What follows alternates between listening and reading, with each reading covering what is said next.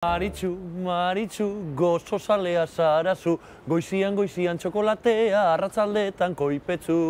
Hemen gaude adizkideo kadurra dariola Bilboko Santutxu auzoko Gernika gozotegian. Argi geratu dadila, Bilboko Santutxu auzoko Gernika gozotegian.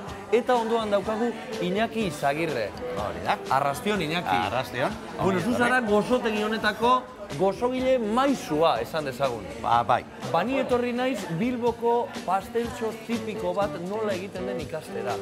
Karolina famatua. Bale, zeiatuko gara egiten, ez? Zube, Nik ere, bai, emango dira dator. Konforme. Zegaitik deitzen da Karolina.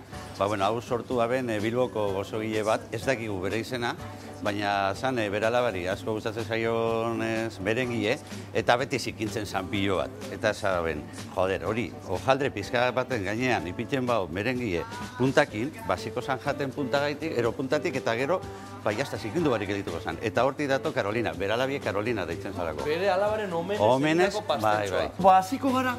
Daukagu hemen, zuringoak, litro bat, eta hemen azukerie, 500 gramu. Botatzen dugu ona, bize batera.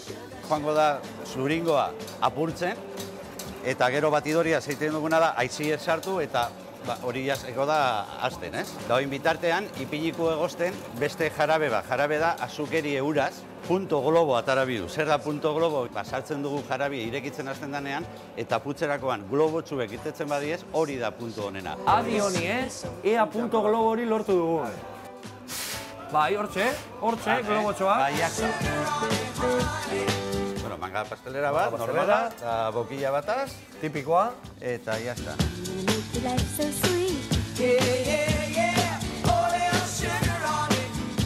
Perfecto. Lehenengoa. Iñaki, orain bandeja ederra hau. Osgailure sartuko dugu. Bai, otzitzeko pizka merengie, eta gero, mainetako bai gorringoaz eta txokolatia.